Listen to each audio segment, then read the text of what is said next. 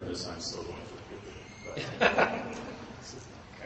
Anyway, unleashing the power of social media. I believe what everybody here is to understand a little bit more about what social media is and how it may impact financial institutions, or just general knowledge about social media right now.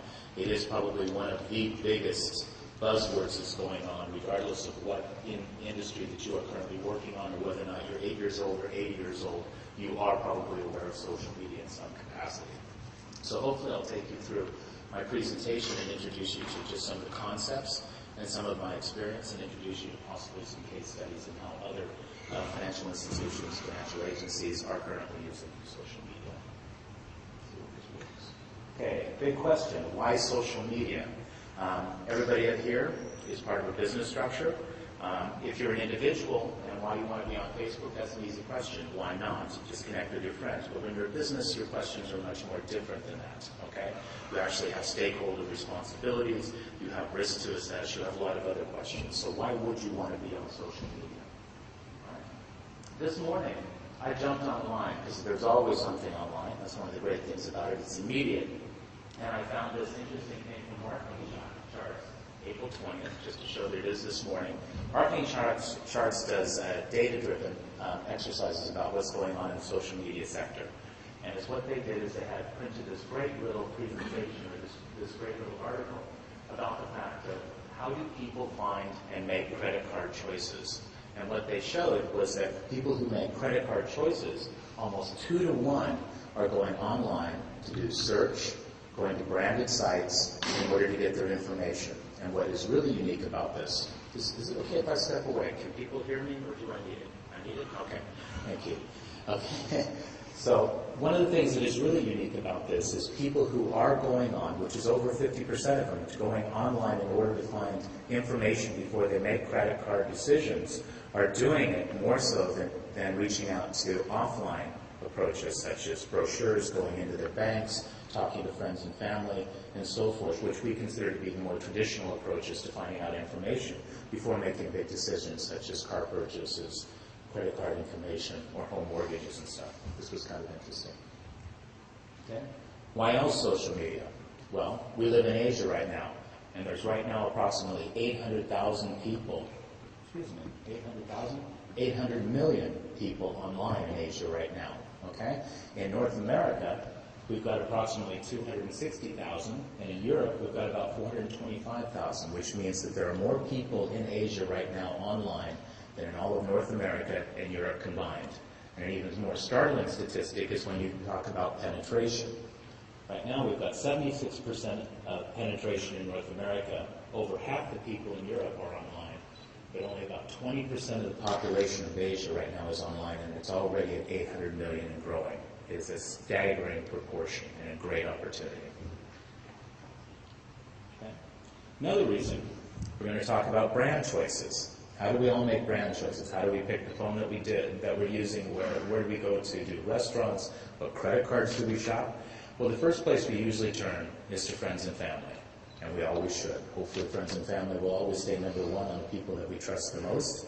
But what we do find now is that the second place that we go for brand decisions is our friends online, even more so than television, even more so than newspapers, even more so than magazines, even more so than radio right now. The number 2 place to go for brand information about making choices about what to buy, what to purchase, where to go on holiday is coming from people online that you may never have met before, but for some reason you trust them more than anything else, so who knows. The other reason for social media right now is partly around debunking this myth about age, that only kids are online. Well, nobody's going to dispute the fact that there are lots of kids online. There are lots, okay? But there's a lot of us older people online, too, who are pretty smart, we got a bit of money, and those are the people that we like, all right? If you look here at Hong Kong and Singapore, these last two, I don't know how clear this picture is for you, but maybe this deck will be made available. But as what you can see is the 2 shades of blue and the various shades of orange all break down into different age brackets. And the orangish one there on Hong Kong and Singapore represents 35 to 44, which is generally a sweet spot for most people who are in the marketing target.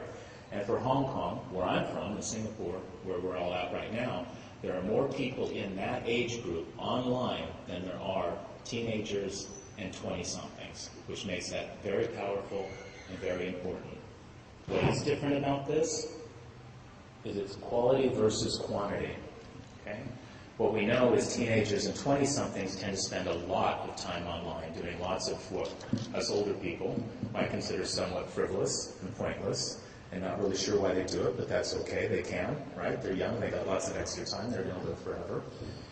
But what we do know is the older and more mature shopper is going out there and doing serious research, doing market research, finding out what it is they want, and finding out and sharing these things with their friends and their family. They may not share it with 1,000 of their closest friends, but they're going to share it with their 4 or 5 or 10 of their closest friends. And those people, based on that information, because they're both their friends, number 1 brand choice, and they're their friends online, number 2 brand choice, are much more likely to follow their lead in whatever decision they make, which is very powerful. There we go. All right. Asia. We all live in Asia, and we all know that it's not a level playing ground. Okay, a lot of the information we get is from North America and Europe, in which things are a little bit more even. And it gives a false sense of understanding about how easy it is to go into social media. Routinely, I don't know, this was back when I first ventured into Asia, we used to say that there were 16 countries and 17 languages we needed to deal with, which right alone would scare most people in the United States from even starting most marketing exercises. I think it's even gotten more complicated than that. But what we do know is that as you go across Asia, you see applications that are very much appropriate for basically English-speaking Western. But as we start going into the local countries, whether or not it's Vietnam, China, Taiwan, or so forth, the applications may change. All right? Now, this should not be a barrier, and it should not even be frightening, because one of the things these are just technology solutions. Technology is just allowing the messages to happen. They're just different ways of making a message. And in social media and social network, it's all about enabling communication. And these are just applications that exist in different places that do very similar things. Recognizing that they exist is very important. Being frightened of the fact that there may be 2 or 3 that you have to use shouldn't be a limiting factor, because it really is all about the message. You are watching my time. Thank you. Okay. 9532. Okay, this is something that nobody here should probably really know, because this is something that my company has come up with. After spending years and years and years of going through social media and listening to lots of conferences and presentations and lots of CMOs and so forth, it basically all boils down to everybody comes up with a very similar strategy. That is not to say that every business is the same, but the process that we go through is actually really quite simple. Sometimes the number goes up by 1, sometimes it goes down by 1, often the names change, but it goes pretty much the same. 9 different channels. Okay, we use videos, blogs, forums, microblogging, vertical sites, articles online, lots of different things. We all have smartphones, so we all have iPhone applications. But basically, there's about 9 different channels in which people routinely and regularly use to communicate with each other in these social spaces and social media spaces. All right?